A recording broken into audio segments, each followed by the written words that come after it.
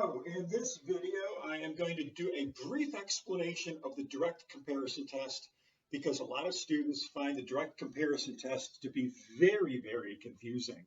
All right, so the direct comparison test, what we're going to do is we are going to create a comparison series. Now the comparison series needs to be a series that we already know if it converges or diverges. So generally speaking, our comparison series is going to be a P series or a geometric series because we already know whether a P series or geometric series will converge or diverge.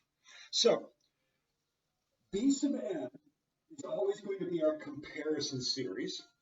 A sub n is going to be the given series that we want to determine whether it converges or diverges. So again, B sub n is the comparison series. That would be the P series or the geometric series. I'm getting myself off into the bushes here. Okay, so if the comparison series B sub n is greater than or equal to the given series, and if B sub n converges, then A sub n converges.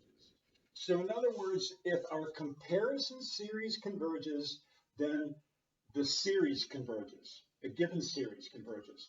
And the reason for that is I always forget which way it goes. If this one converges, does that converge? Or if that diverges, does that diverge? The way I remember it is I draw myself a picture, right? And this is the picture that I draw. So in black, I have a converging comparison series. So my comparison series is this black line. And again, we know that a series is a sum of a sequence. It's discrete. I'm drawing this as a continuous function, but just ignore that. But anyway, so my comparison series, B sub n, is converging. In red here, I have the given series, and it's underneath. It's below B sub n, which means it's less than, right? So if it's less than, and it's going to be forced to converge, because as B sub n is converging, let's say, down to 0, A sub n is going to be forced to converge in there, kind of like what we do with the squeeze theorem, right? So I draw myself this little picture, and I say, okay, my comparison series is converging, my given series is less than that, and so it's going to be forced. And so that's how I remember this. On the other hand, if B sub n is always less than or equal to A sub n, and B sub n diverges, then A sub n diverges. And so I draw myself a little picture here. I draw myself B sub n, and B sub n is diverging. So I just draw it kind of going up and up and up and up and up and up.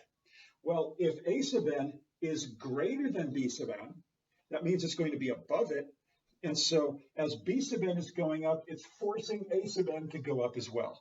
So B sub n is diverging. It's forcing A sub n to diverge. Now, if A sub n was below B sub n, it doesn't tell us anything, right? If A sub n is down here, it can just go doing whatever it wants to do. So, and the same thing over here. If A sub n was above B sub n converges, A sub n could do whatever it wants to do. Draw yourself some pictures and you'll see that this is true. So it's really important that B sub n is greater than A sub n if B sub n converges. So if you pick a comparison series that converges, you have to show that it is greater than your given series. If you pick a comparison series that diverges, your comparison series you know diverges, then you have to show that that is always going to be less than A sub n. So the trick with this is, like, what do I compare it to? I've got to come up with a series to compare this to, and then I need to show that it is always going to be greater than or always going to be less than. That's easy. We've done that before. But we need to know if it converges, it's got to be greater than. If my comparison series diverges, it's got to be less than. And sometimes my comparison series maybe B sub n. I want it to show that it's less than, but it's greater than. And so it doesn't do us any good. All right, so I'm not going to do an example. Yeah, what the heck? I'll do one example. So one example, I'll do one that converges. This is mostly just an explanation of the mechanics of this. So, okay, so let's see, the summation from n equals 1 to infinity. This is one from my notes, so I'm just copying one from my notes. So 1 over n cubed plus 2n squared plus 3, or similar to my notes. Let's make that n squared. All right, so that's my series, right? And I want to determine if this series converges or diverges. And I'm going to use the direct comparison test. Well, first of all, what do I compare it to? Well, I look at, when it's a polynomial in the denominator like this, I look at the highest power. The highest power is n squared. So why not let b sub n be equal to 1 over n squared? Same as the highest power here. And we know that this is a converging P series. This is a converging P series. Converging P series. All right. So since it's converging, we have to show that it is greater than or equal to a sub n. So remember how we do this. I'm going to put 1 over n squared has to be greater than or equal to 1 over n squared plus 2n plus 3. So we've done this sort of thing before. And now I'm going to cross multiply. And I get n squared plus 2n plus 3 is greater than or equal to n squared. And if you want to, you can cross out the n squareds. So I have 2n plus 3 is greater than or equal to 1, or 0.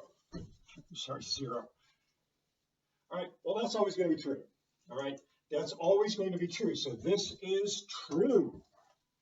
Since that's true, that means that my b sub n is always going to be greater than or equal to my a sub n, so we can use this. All right, that's where all the work is. There's nothing else to do now. Now that we know that my comparison series converges, and it will always be greater than or equal to a sub n converges. There's really, once you determine this, there's no more work to do. You're done. All right, so a sub n converges. All right, so that's basically how you do this. In my notes, in my lecture notes, I go through a bunch more examples. But this was just to sort of kind of give you an overview, a look at what is actually going on with this test. This is probably one of the more confusing tests.